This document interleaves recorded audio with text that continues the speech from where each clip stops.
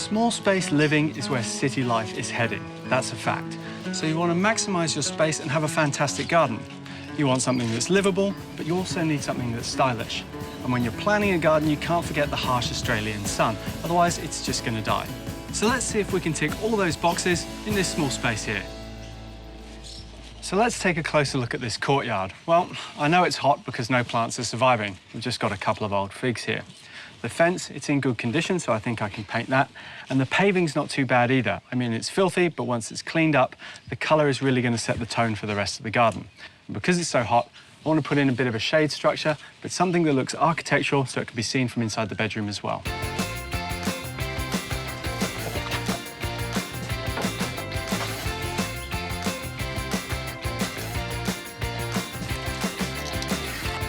As our space is only for 2 people, we don't need much paving. So everything on the inside of the line stays, everything on the outside is going.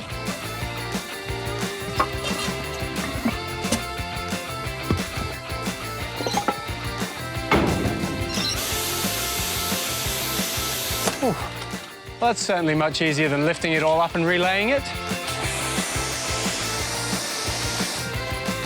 The old keylock wall that was here really dated this garden, so it had to go. And we've replaced it with a slimline steel edge. This is really easy to install with just star pickets and rivets. What I really like is the level change, and that's why I'm adding a second box to make it feel even more dynamic. What this will do is it'll make the garden feel like it evolves as you walk out the house and make it feel larger.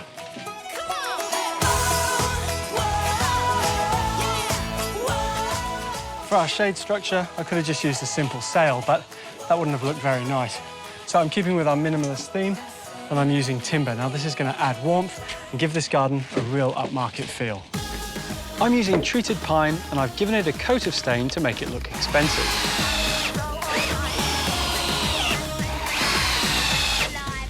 Now, this may look like complicated construction, but actually it isn't. All the timber is 100 by 100s, all our spacing is 100 by 100, so it's doing it for itself.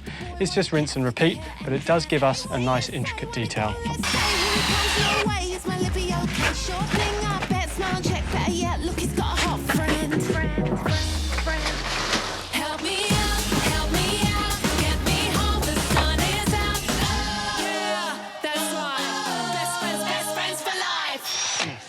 I'm using the same timber for our roof structure to give us shade.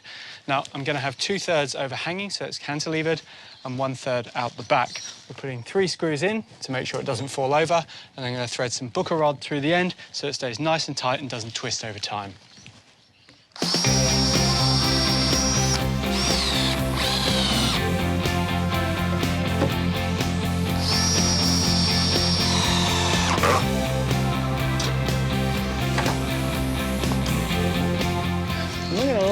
This part of the project is pretty fiddly, but trust me, it's going to give this thing strength, which is going to make it last.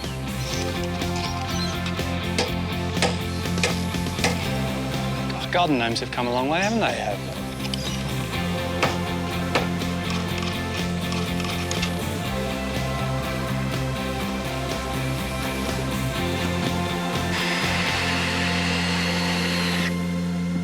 To finish our structure off, I'm just adding these sections of timber that come out into the garden bed.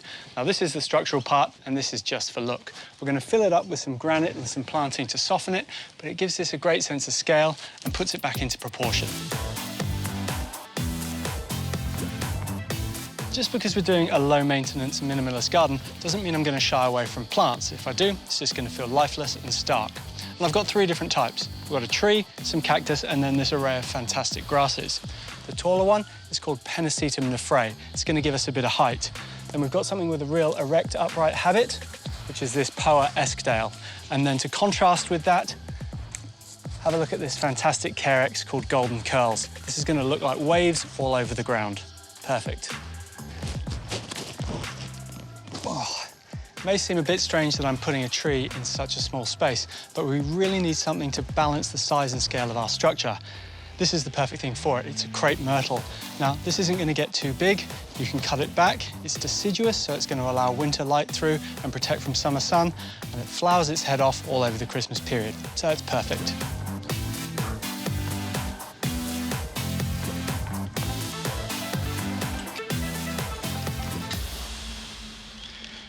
When you've got a muted planting palette like we've got with these grasses, you really need some big feature plants to stand out and bring the design together. In our raised steel planter, we've got this fantastic Euphorbia amac, and the lime green really pops in front of this dark black fence. Over here, in front of the rusty steel, we've got a whale's tongue agave, which looks fantastic. And my #1 tip for planting succulents, wear gloves or get somebody else to do it.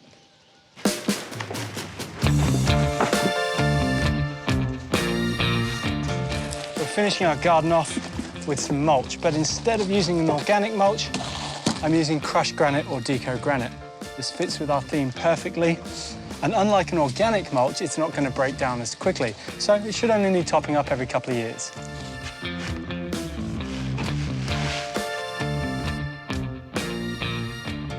The combination of timber, steel, and the black fencing, combined with this amazing plant palette, has turned what was a drab, unusable back garden into an amazing retreat.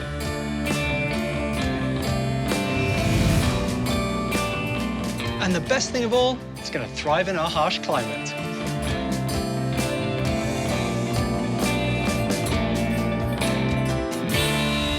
It is true that gardens come in all shapes and sizes, but a lot of people think if you've got a small garden, you've got to make sacrifices. Well, they're old school rules.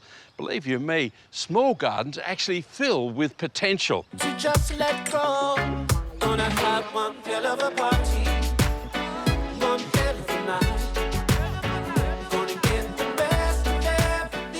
2 years ago, this front area looked very different. That's when the garden designer, Peter, replaced the original skittish gravel with these very stylish pavers. Now, the pavers double as a spot for the owners to park their car, and the Mondo, it's a beautiful little thing. It not only connects the whole garden together, ties it all in, but it's steppable. And it really just is so easy. Low maintenance, looks great.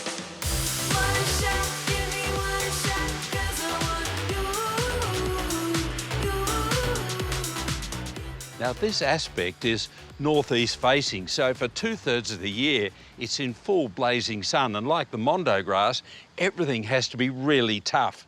The designers selected Raphaelepis. It's the Indian hawthorn snow maiden.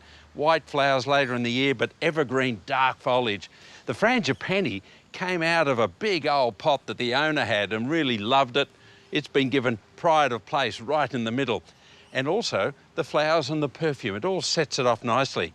Nothing is overdone. It's nice and gentle and flows right the way through. I love the aloes because of their dramatic foliage, and I love the little bun shape of the chrysocephalum. A native foliage, lovely and grey and soft. Now it's coming into full colour. It's loving this heat.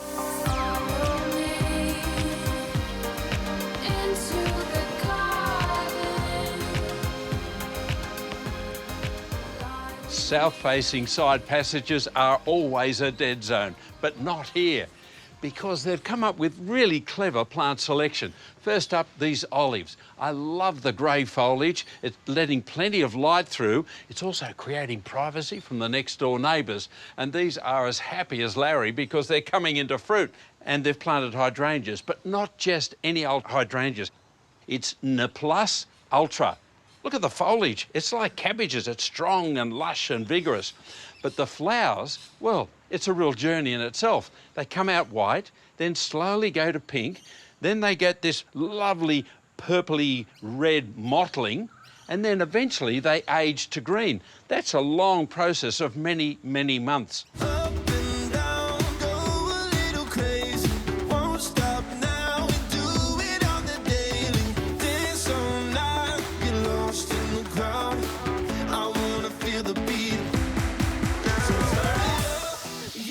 Sometimes you need to step out of your comfort zone and create something a little bit different. It's a challenge when you've got such a small sun-trapped courtyard. They're basically using the vertical space to create the garden. So there's very little space taken up on the ground, so you can have friends and party here. The first thing I notice is the paintwork is simple, white, and then you can have all the contrast of the foliage. Now on this side, you've got a whole range of plectranthus, bromeliads, succulents, more plectranthus, even begonias. But the real standouts are the bromeliads. Look at the foliage colours because they're here all year round.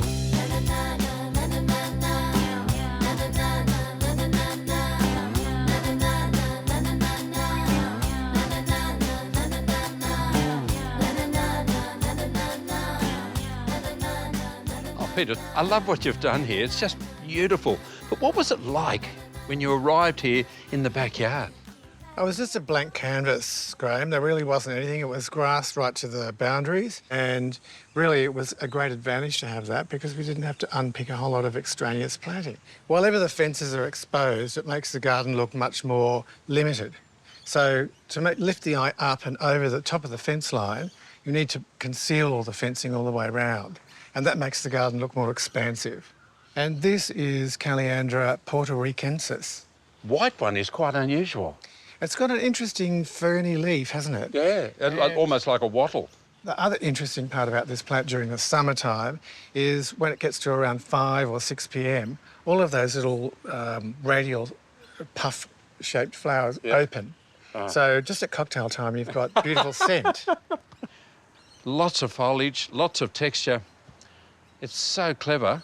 Well done, mate. Thank you, Graham. 'Cause it's time to see the world in colour, colour, in colour, colour. Well, I want you to come up here and have a look because I was really attracted by this leaf shape. This is the tractor saddle plant. And then I've discovered another treasure.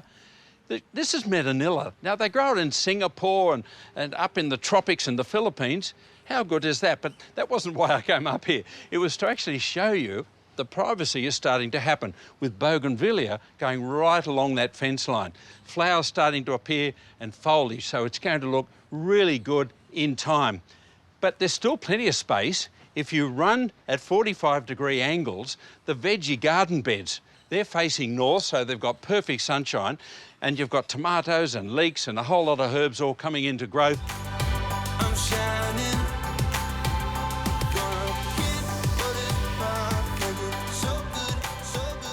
With really clever garden design and expert plant selection, you too can have a beautiful and a productive garden.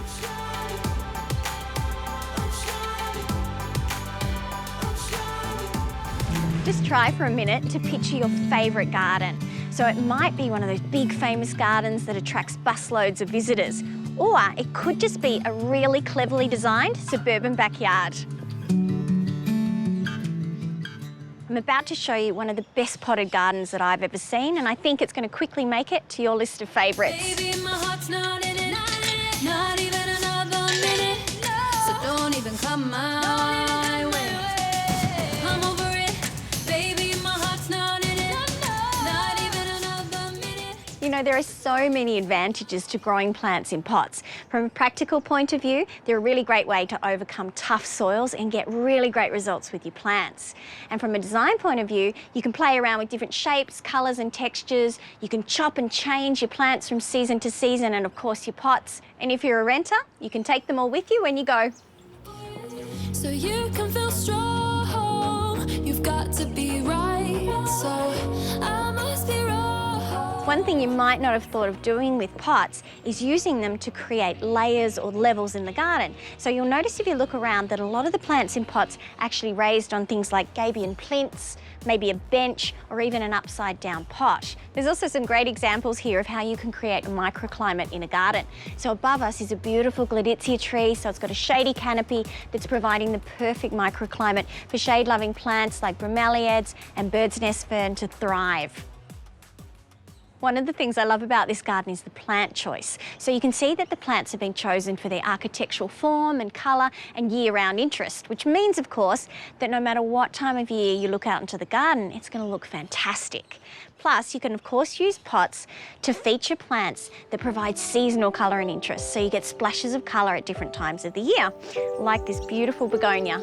I can see you there in the bright green.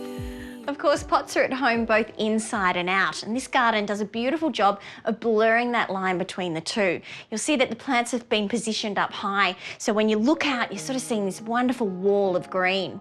I'm also loving that the colour of the plants are picked up on in the colour of the furnishings, and so the plants are really part of that home decor. Now, another tip for you, when it comes to combining plants together in containers or grouping them together, just make sure you choose plants that enjoy similar growing conditions. So sun lovers with sun lovers, shade lovers with shade lovers. That way, all your plants are happy.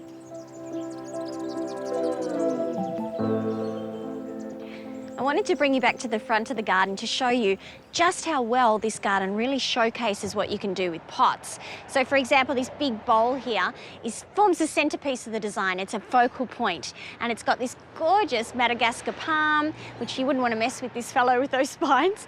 And then surrounding it is blue fescue grass. And then if you move over here, these clusters of pots are used really well, and the pots are in complementary shades of white and grey, so they work well together, and it allows you to just really show off those groups of plants. And elsewhere in the garden, you'll see pots used as accents in garden beds. Sometimes you'll even see them grown in pots, but surrounded by so much lushness that you'd never even know they're in pots. And of course, one of the best things about a potted garden is that if you get bored, you can move everything around and create an entirely new garden. Now, honestly, this is such a hidden gem and a perfect example of the kind of oasis that you can get if you enter the world of container gardening.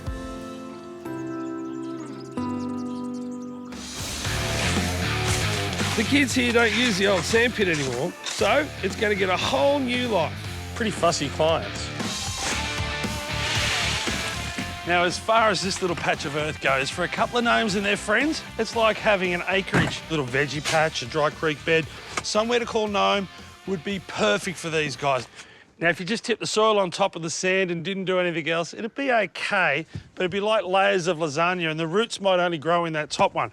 If you mix them in, especially when you've got a clay base, and mix it in with your new soil, you can make it beautiful like a moist cake. When it comes to landscape design and architecture, gnomes have very similar tastes to us, albeit on a very shrunken scale. They love the Sydney Harbour Bridge, and they'd love it in their little garden. A couple of pots turned upside down and a fence paling cut in half.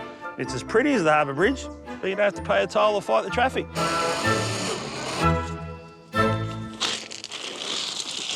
There's really no difference between building this tiny miniature version of a dry creek bed or a great big one on an acreage, except you might be using machines like bobcats and excavators. You put the big rocks in first, that way you can make them look more natural by surrounding them with all the little ones. Scaling it up and ramping it up in different points, having a natural fall is like it's been washed away over time. Now, these gnomes need a home and they're very house proud, so I'm using modern building materials like styrofoam. I've got a couple of boxes from the local fruit and veg shop. They didn't cost me anything, and I've cut a corner off one of the boxes to create the roof. As far as material goes, well, we keep recycling. Fence paling as the door, old palings as the cladding, and some balsa wood as the shingles. Now, I'm going to use glue for the whole thing. If I used a normal adhesive, they've got solvents in it, and it would turn the polystyrene into mush. But this one doesn't have the solvent in it. It's a little bit fiddly, but it's a great craft project for the kids in the school holidays.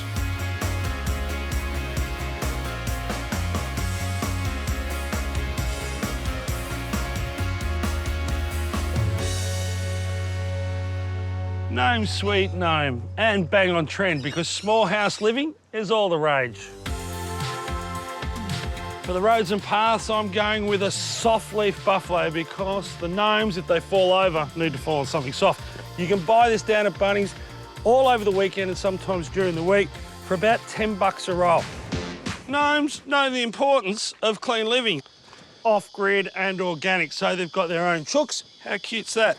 And then they need a bit of privacy. So for fencing, I bought some of this pre-made mini picket fence. Now, a panel 1.8 costs you $30. I can chop it up to make all different fences and even fence off the veggie patch. The good news is the gardens that make gnomes happy also make little children happy, and that's flowers and colour. Things like marigolds, they're dead easy to grow. And how good are these little lisianthus? They look like a bunch of roses, except they're just on that tiny little shrub. They're called calabricoa.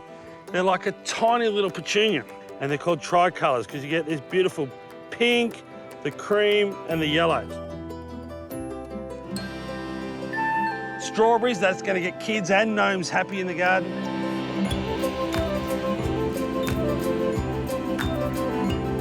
Listen to this. 5 children enjoying themselves. They're concentrating, they can't talk. You know what they say, the more gnomes, the better. And the more we put in, the more chance of other ones turning up.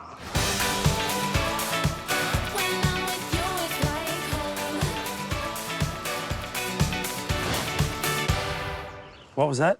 Who's going to mow the lawn? You're going to mow the lawn. It's your garden. Look, deep down, I know that you're pretty impressed. And the truth is, you can do a little garden like this that'll cost you next to nothing. It could be inside a pot or it could be your whole garden. Just as long as you and your kids enjoy it. I dare to kiss the frog. I will.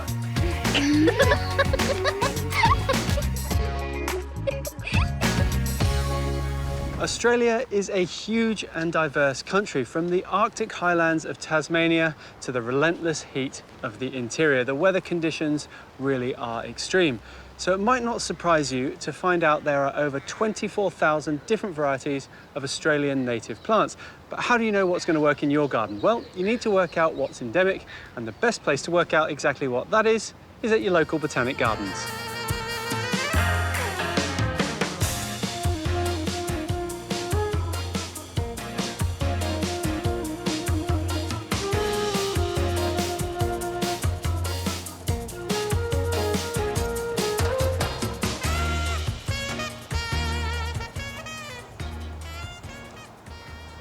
Here in Sydney, we have a warm, temperate climate.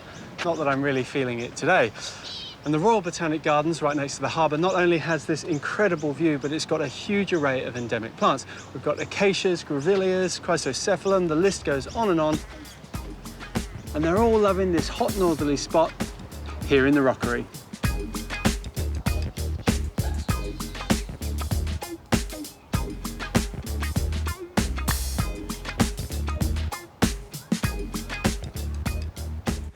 Of course, the original Australian landscape was much more wild and bushy, but over the years, plant breeders have developed plants to be more suited to the domestic garden. They flower more and they have better form. So you can actually have a native garden that's more like a traditional cottage one. Take this one, for example. Yes, the main tree is an exotic in the form of a crepe myrtle known as natchez, but underneath is a really lovely tapestry of native plants. You've got lamandra, kangaroo paw, Herbertia, and a lovely little ground cover called golden buttons, or chrysocephalum. Try and say that a few times quickly. You can bring your friends.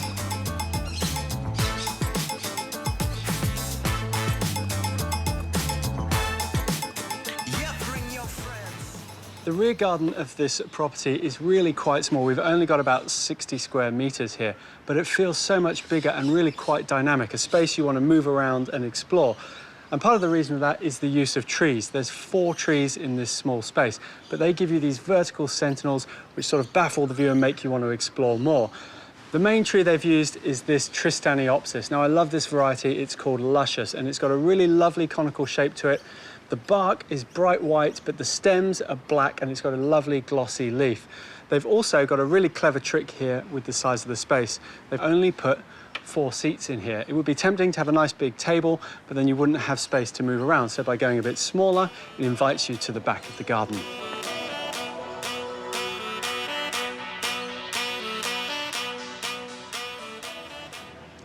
There's this really lovely lawn which invites you out here in this fantastic irregular shape that just brings all the planting in and makes it feel nice and secluded. And of course, it's native heavy. We've got Courtyard alba here with its lovely bronze stems. There's some birthday candles around a really simple water feature, and then there's lovely daisy ground cover in the Kavinskianus erigeron over there. There's also another big feature here, and that is this tall vertical screen. Now, they've used spotted gum and they've allowed it to silver off. That way, the tones of the timber tie in perfectly with the tones in the planting, and it's not too dominant. They've also been really clever and used it closer to the house to screen off the slimline water tank.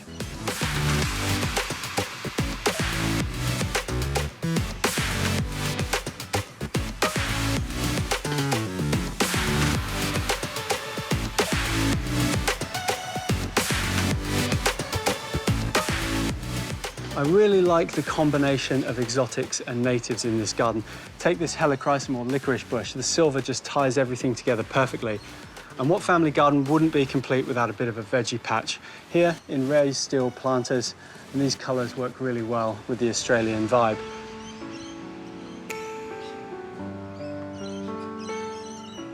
This garden's got lovely form and function in a cottage style, but the colours and textures of the Australian bush really shine through.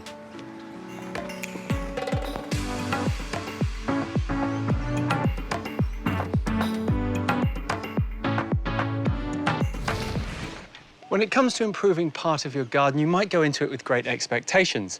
But what's the first thing you think of doing? Maybe it's adding plants, more plants.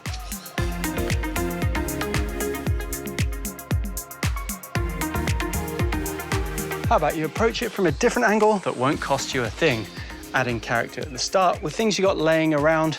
Maybe you pick them up from a council cleanup like this gate. Then you can make your garden gate again. Yeah, or great again. So you may be thinking, what on earth are you going to do with a gate? And why are you putting a gate in a garden bed? Well, I was thinking we could stack these two up to give us some lovely vertical height, and that's going to allow us to grow some climbers up it, put some more plants around it, and really give this part of the garden a lift. First thing, though, I'm going to give these gates a little bit of love. There's lots of things I could do with this gate. Now, if it was a traditional garden, I might want to just leave it and put a clear lacquer on it to maintain the patina, but I know this garden owner really likes colour. Now, if you're painting something like this, the first thing you need to do is get rid of all the flaky paint. So I'll run a wire brush over it and then give it a really good sand.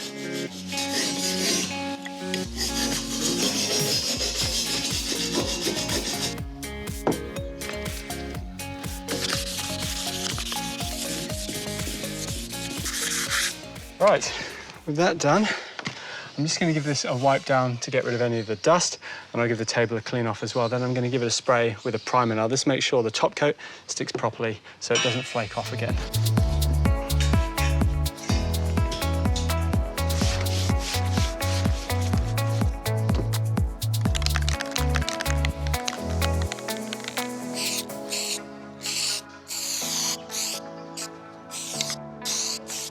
When it comes to selecting a colour, you can go for whatever you like. I'm going for a blue. Now, I've done a couple of samples, which is always a good idea. This one is a bit dark for me. This one just doesn't do for me. And I think if you're going to go for it, you might as well go for it, which is why I'm going for this colour. Now, this is going to be quite shocking in the garden bed, but the idea is it's going to have climbers all over it, so you're only going to see a glimpse of it in time. Go big or go home. Oh! Oh, my! That is a go-go blue. Ooh.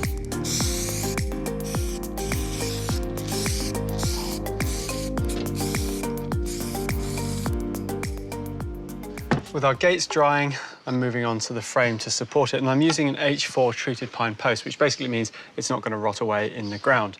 Now, I was thinking of doing this in hot pink, but you know, hot pink and blue just don't go. So I'm just going for a charcoal.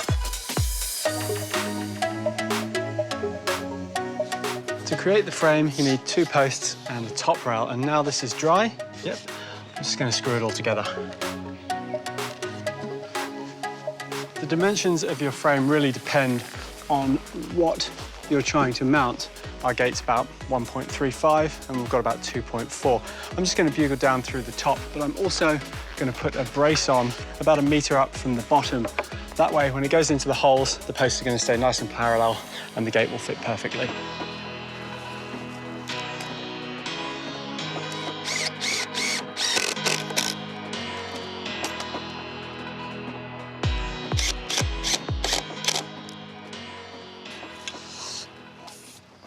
I'm going to be placing my gate just off the fence so we can get some planting behind it. Now, to get the post in the ground, I'm going to go down 600 mil.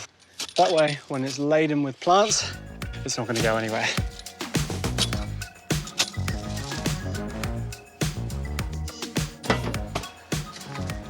Okay, Josh Whizzle, come on.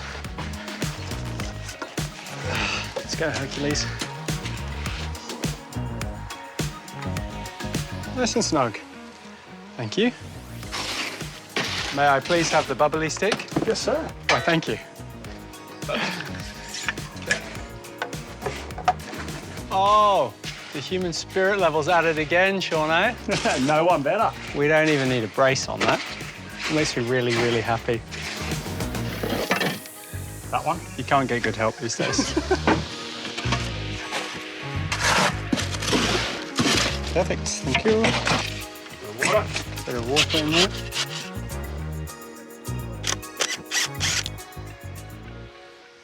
So with our frame in, it's time to get the gate on. But before we do that, I'm going to do all the hard work, get all the plants out. Josh is going to do all the hard work, get all the plants out. We'll bring some more soil in, then we'll get the gate mounted.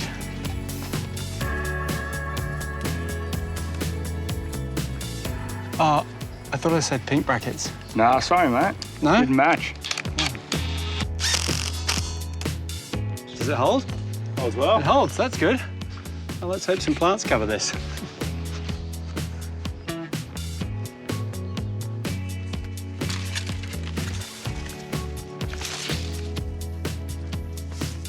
I've gone pretty bold with this gate. There's no denying that. But to balance it off, I'm going pretty bold with the planting as well. For the climber, I'm using Mandevilla. This variety is called Jade, and it's got a nice solid red colour. It's a dense climber that likes quite a lot of moisture, so it's going to cover most of this bright colour, and you'll only see glimpses of it. Beneath, I've gone for Plectranthus Mona Lavender, because it just looks incredible this time of year, and then this amazing Agastache, so you've got these lovely blend of colours in the front.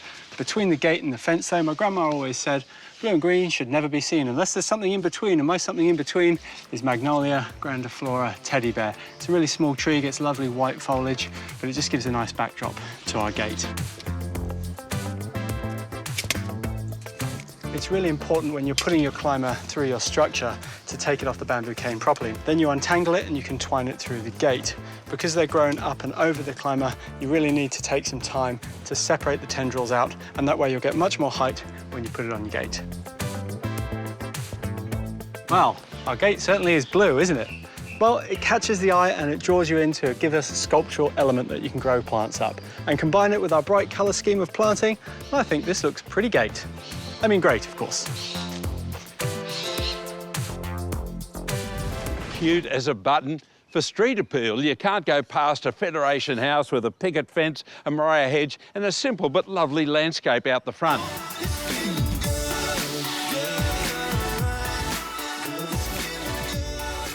But is often the case with these small suburban blocks. It's what's happening out the back that really creates some wonderful gardening opportunities. And the family here have made the most of it.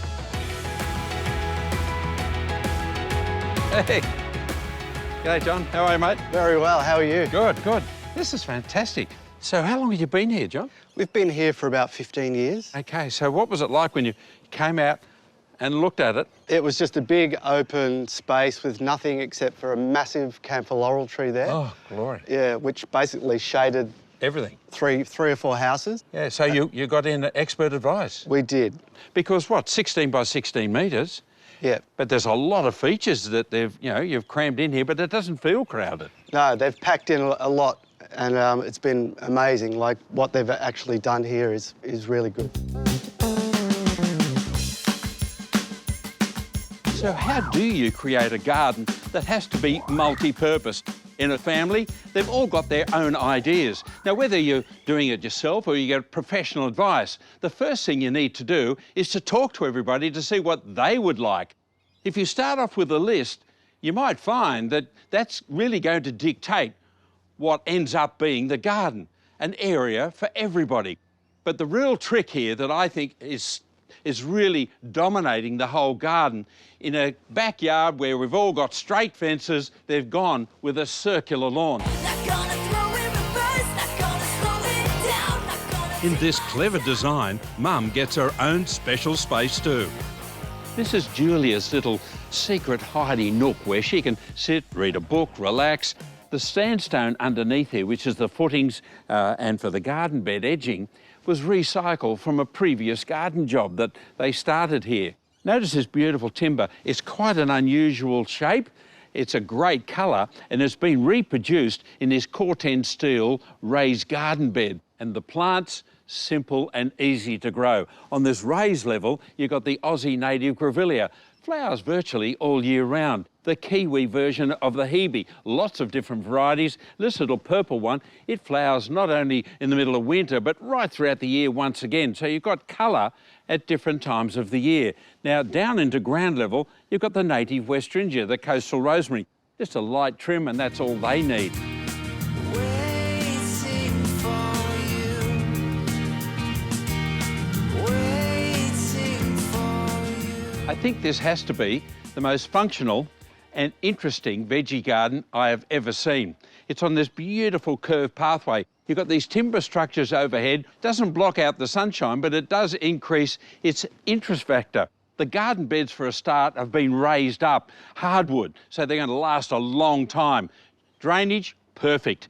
Access for planting for everybody. Grandparents, the kids, mum and dad, you can get in there and do the planting, soil improvement, mulching, weeding, all of that you can do without breaking your back, which is just great.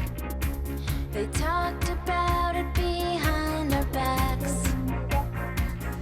You know, and for the final couple of zones, every family needs somewhere where you can cook and entertain, and John's working hard at it.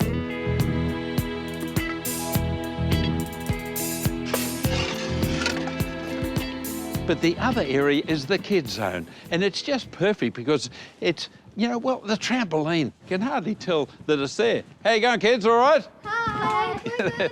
It's actually surrounded by native grasses and a beautiful little Indian hawthorn, which is a really tough plant. The hedge that will gradually screen out the neighbours at the back is the blueberry ash called Umundi. So everything has been covered here. How you going with that pizza, John? Good timing, Graham. Perfect. I can smell it from over the other side of the garden, mate. That is awesome. Oh, the tribe's coming in. There you go, Zoe. Brilliant. Nico.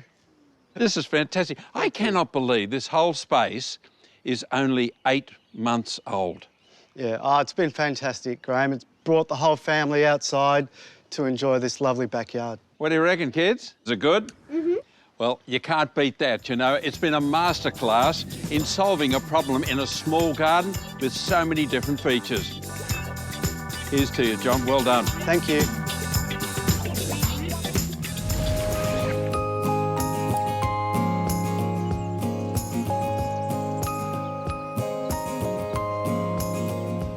We are heading off on the ultimate nationwide road trip, and it all begins here in the Red Centre. We are at the award-winning Royal Botanic Gardens, Cranbourne. Now, this 25-hectare site is dedicated to native plants, celebrating the flora from every corner of this country.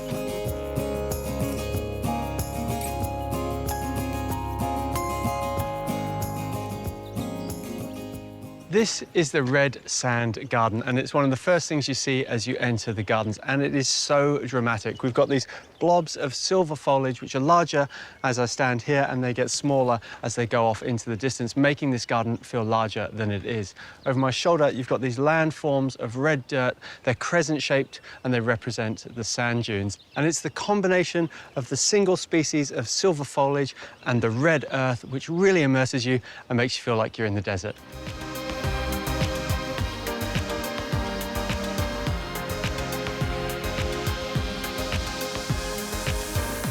This is the ephemeral garden at the bottom of the Red Sand Garden, and it basically means something that's short-lived. So all of these plants are really quick-growing when conditions are favourable. They'll then set seed and lay dormant until those conditions return. And there's a few plants that might surprise you. We've got garland lily coming through here, but this one is just the simple kangaroo paw called Big Red. Now, you can actually chop this down to the ground, leave it, and it will pop back over time. So if you've got flooded spots in your garden, plants like this might be perfect for you.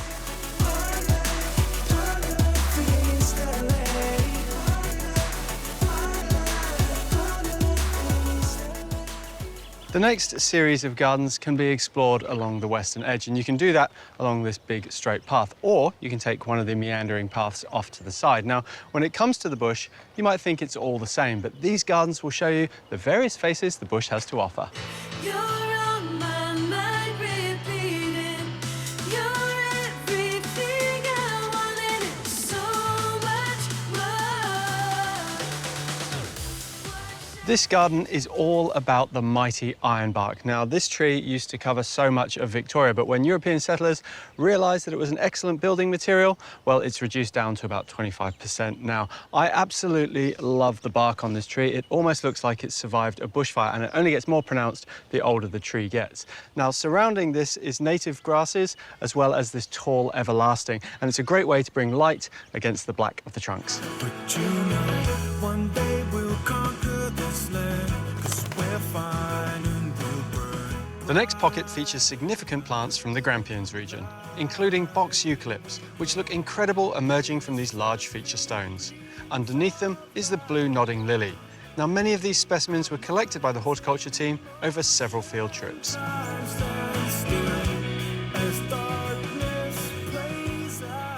Gardening really is a feast for the senses. There's the visual impact of a beautiful landscape. Then there's the tactile nature of the textures found in foliage. And of course, there is scent. Now, we all know the smell of a sweet rose, but it's the zesty citrus you find in the bush that the peppermint garden is all about. Now, if you're after a cracking plant for your garden, you can't go past the Philotheca. Now, this used to be called Eriostemon, but it had a bit of a name change. It's got a really interesting smell to the foliage. It gets covered in these lovely white flowers that come from pink buds. You can use it as a loose hedge like this, or as a loose shrub.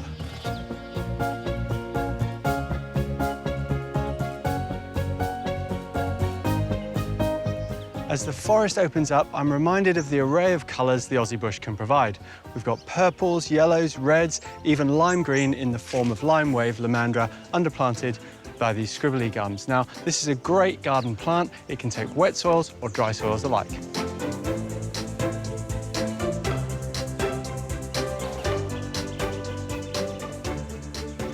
As well as an amazing collection of plants, the landscaping seems to capture the essence of Australia too. Take this bridge, for example. It's made of sturdy steel, but it seems to float above the water like a delicate lily pad, and it's taking us on a journey back in time. Yeah, you got something that I need, so honey, let me take you home.